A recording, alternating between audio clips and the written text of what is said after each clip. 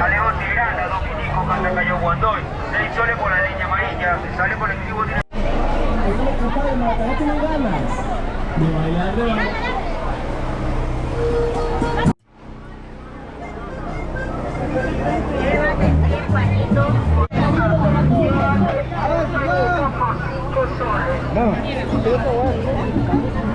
Llévate ese pañito.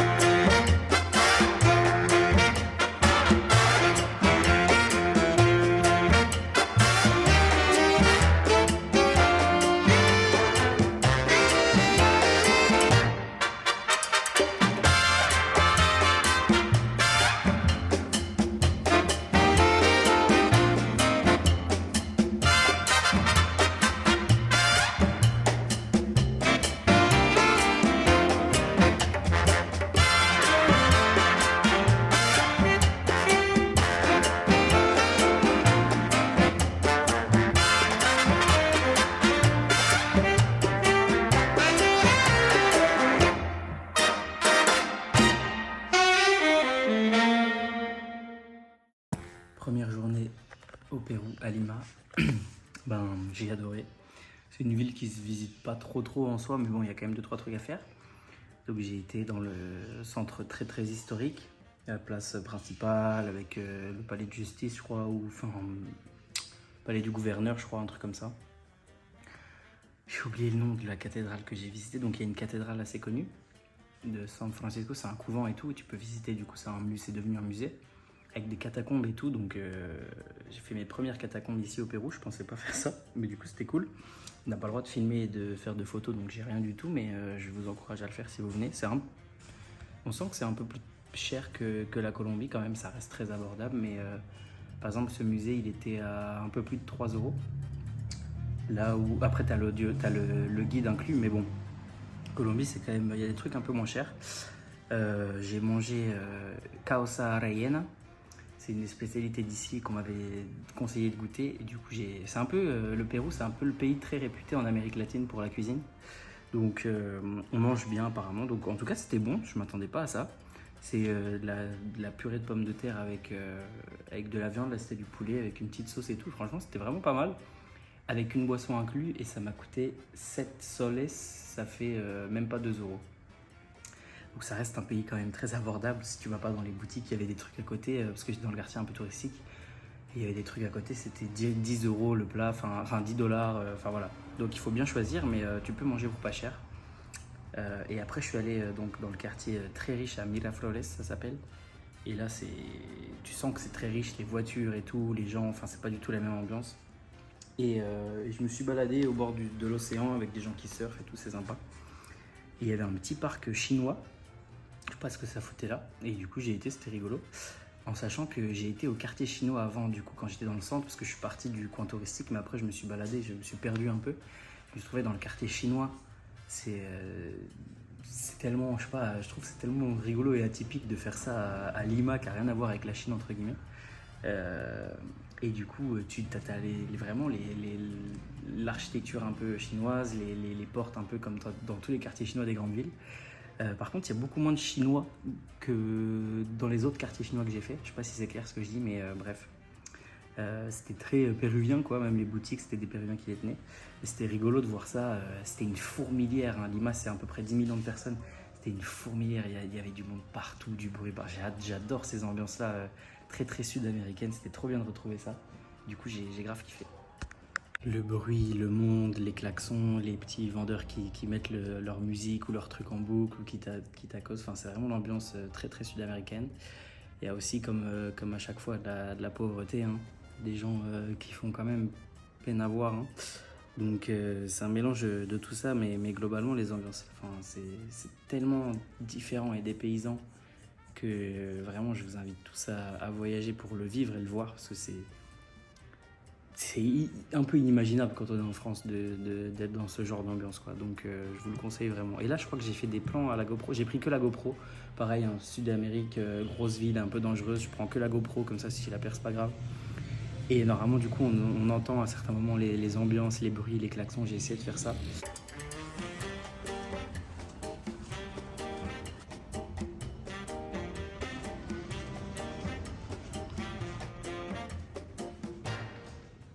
J'ai retrouvé le musée, c'est le musée San Francisco. Donc c'est un couvent. Enfin, je me rappelle de plein de trucs, mais je vais vous la faire courte, quoi. Et du coup, avec des catacombes, machin, enfin, c'était super intéressant. Et j'adore parce qu'il y a encore. Donc je prends le taxi, j'ai parlé avec tous les taxis. À chaque fois, je parle avec eux, ça se passe trop bien et tout. Le dernier, il connaissait Michel Platini. Il m'a parlé de Michel Platini. Je lui ai dit que je venais de la ville du coup de Michel Platini. Enfin, c'était rigolo. Et après. Il y en a même un qui a cru encore que j'étais espagnol. Et ça, vous pouvez pas savoir. Comme je me prends un shot d'ego quand on me dit ça. Que je parle tellement bien espagnol qu'on croit que je suis espagnol. C'est le plus beau compliment qu'on puisse me faire ici. Donc j'ai adoré ma journée. Et demain, direction une autre ville, une autre ambiance. Je vous en dis pas plus. Au coin du musée, il y avait tout un collège. Enfin, oui, un collège qui allait au musée. Et ils ne devaient pas avoir trop l'habitude de voir des gringos, donc des blancs, voilà, des touristes. Et ils étaient tous un peu impressionnés et tout. Et il y en avait 2-3 qui balbutiaient en anglais un truc. Et ils m'ont dit, donc ils disaient good morning. Et le premier qui me dit good morning, c'était un petit groupe de filles comme ça. Et il me dit good morning et je dis que je peux parler espagnol en espagnol. Et là, tout le groupe, ils étaient une trentaine, quarantaine, ils ont tous oh, comme ça. Ils étaient tous gênés et contents que je puisse parler espagnol, c'était rigolo. Et après, je passais, donc il y avait vraiment, je sais pas combien, mais au moins une centaine d'élèves. Et il y en avait de temps en temps qui me disaient soit bonjour un petit mot, soit good morning en anglais et tout. Je leur disais que je pouvais parler espagnol, c'était vraiment rigolo. Et c'était un petit moment, ouais, c'était sympa. Et puis j'ai visité Lima, qui est une ville comme les autres villes un peu grosses d'Amérique latine, qui est pas très très belle en soi. Il y a un petit quartier sympa, puis après c'est des gros immeubles, des grosses avenues, puis voilà quoi.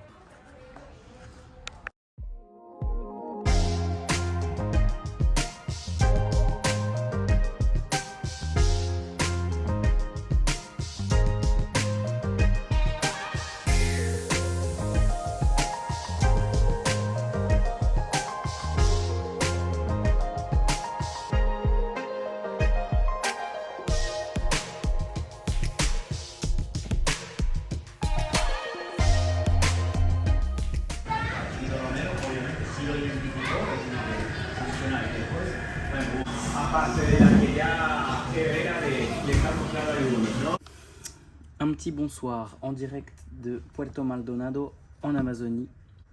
Je suis arrivé donc ici.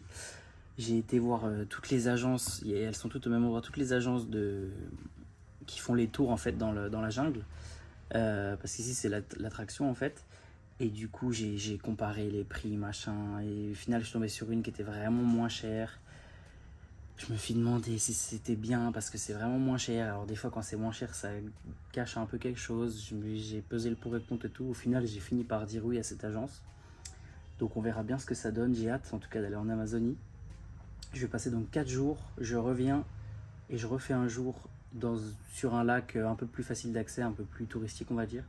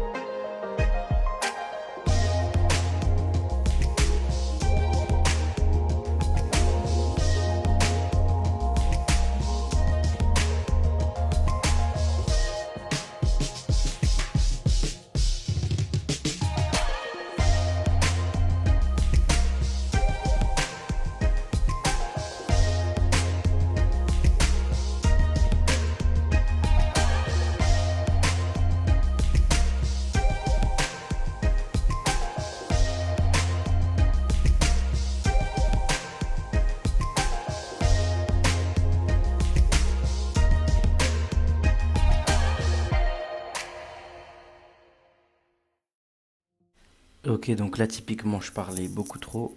Donc en gros je faisais le résumé de la journée. Qu'on s'était baladé dans la forêt, qu'on avait vu des singes. Ensuite qu'on avait pu aller sur une tour là, à 55 mètres de haut et que c'était super la vue qu'on avait.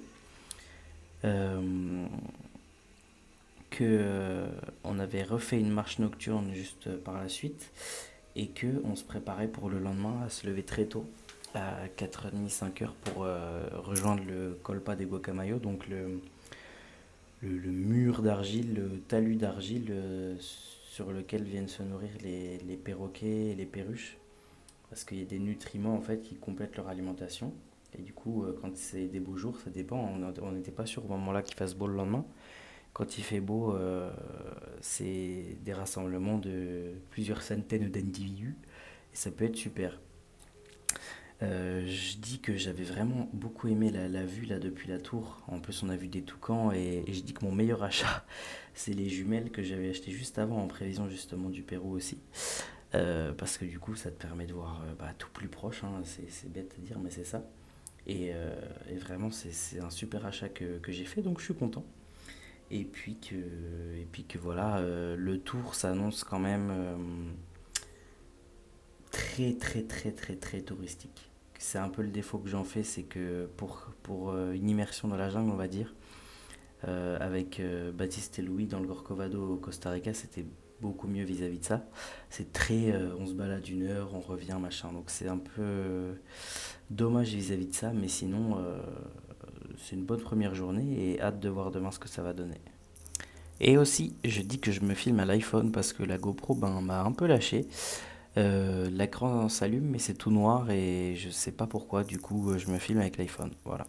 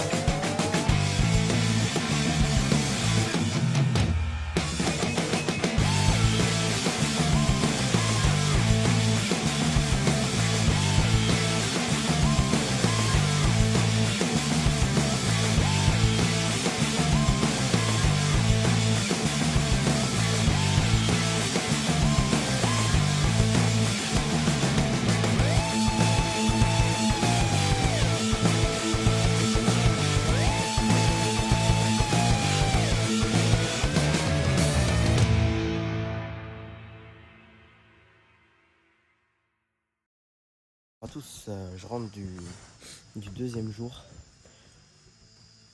Hier, j'avais dit que c'était un tour touristique et que, en gros, en vrai, je sais pas si je me suis mal exprimé, mais surtout avec la journée d'aujourd'hui qui était exceptionnelle. Mais ce que je veux dire, c'est que c'est pas un tour qui révolue. Je veux dire, j'aurais aimé un tour plus sauvage. Franchement, j'aurais aimé un tour un peu plus sauvage, mais aujourd'hui, j'ai vu un des trucs top 5 de mon voyage avec Iguassou, avec les requins-baleines, avec les baleines en Guadeloupe, avec quoi d'autre, avec les requins en Polynésie. C'était exceptionnel. On a été donc sur les espèces de petites falaises d'argile où les perroquets, les haras, tout ça viennent se nourrir. Mais c'était... Genre, je m'attendais pas à ça, mais du tout. C'était exceptionnel. Là, je parle sans l'émotion. Si j'avais filmé quand je revenais, j'aurais été un peu plus... Mais c'était exceptionnel. C'était exceptionnel. Vraiment. De toute façon, vous avez vu les images. Mais... franchement, les couleurs et tout, genre... Parce que, franchement, hein, les images sont pas ouf par rapport à ce que j'ai vu. Déjà, j'ai pas filmé énormément. On est resté au moins 3 heures. Hein. J'ai pas filmé énormément. Pour filmer avec la caméra, c'était un peu loin. Et les couleurs ressortaient moins à la caméra qu'en vrai. Et en vrai, les jumelles, mais putain, qu'est-ce que j'ai bien fait d'acheter ça. C'était magique. Franchement, aujourd'hui, la matinée, elle était magique. C'était exceptionnel. Franchement, si vous venez au Pérou, pour moi, c'est un incontournable. Enfin, après, c'est peut-être ça m'a touché particulièrement. Je m'attendais pas à ça, je sais pas, mais le truc qu'on a vu, on a vu peut-être 200 perroquets. Pour vous décrire un peu mieux, genre, dans tous les arbres, il y avait des couples de perroquets, de haras, tout ça. Ça décorait les arbres, genre ça mettait des couleurs partout. Ouais, franchement, Franchement, j'étais sur le cul. Je vous le dis, j'étais sur le cul pendant les 2-3 heures où on y était. Après, on est parti, on a été voir des caïmans, tout ça. On est revenu. Et on s'est approché en bateau. Et là, pareil, encore magnifique. Après, ils se sont tous envolés parce que c'est par groupe. Hein. Ils bougent tous en même temps. En fait, c'est un point de rassemblement. Ils vivent tous séparément un peu. Et ils se rassemblent tous les jours ici. Et ils mangent pas tous, par contre. Le guide nous a dit qu'ils mangent 2 fois par semaine, mais il y en a tous les jours puisqu'ils se rassemblent tous. Il y en a, ils viennent juste... on sait pas trop quoi faire. Bref. Et... ah là là, c'était... ils s'envolent. J'ai une vidéo, là, c'est une de mes préférées de tout mon voyage. Elle est magnifique, où il y a toutes les couleurs dans le ciel. C'était... ah, sérieusement... c'était... je vais pas redire exceptionnel, c'était incroyable. C'était incroyable.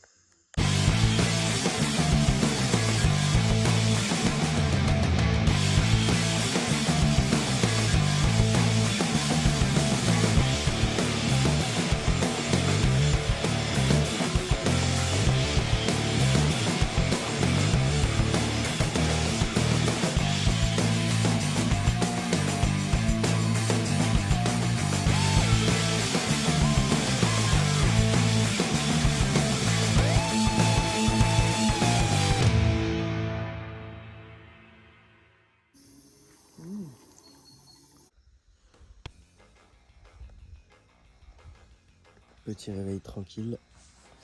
Aujourd'hui, on va aller dans un lieu de rassemblement un peu de mammifères de la jungle. On va voir des pécaris, donc c'est des sortes de sangliers, sûrement des capybaras, peut-être des cerfs apparemment, on verra bien quand on va aller faire ça. Et cet après-midi, je crois que je vais pêcher.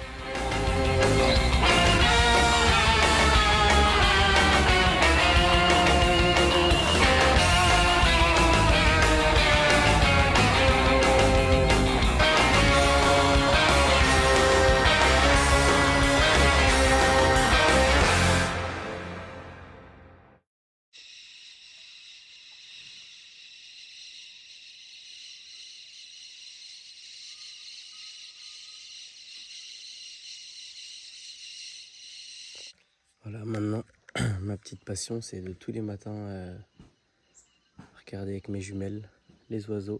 Donc là, ce que j'ai filmé, c'est des perruches, on va dire, en France, qui font v'là le bruit et tout. Elles sont vraiment toutes petites. J'ai vu un espèce de... C'est pas un aigle, mais j'ai vu un rapace aussi. Et souvent, je vois des haras, des perroquets et tout. Je profite de mes derniers instants à la jungle. Vous voyez pas, et j'arrive pas à filmer dans les jumelles, mais juste là-bas, là, ici dans l'arbre, il y a 2 toucans et c'est magnifique.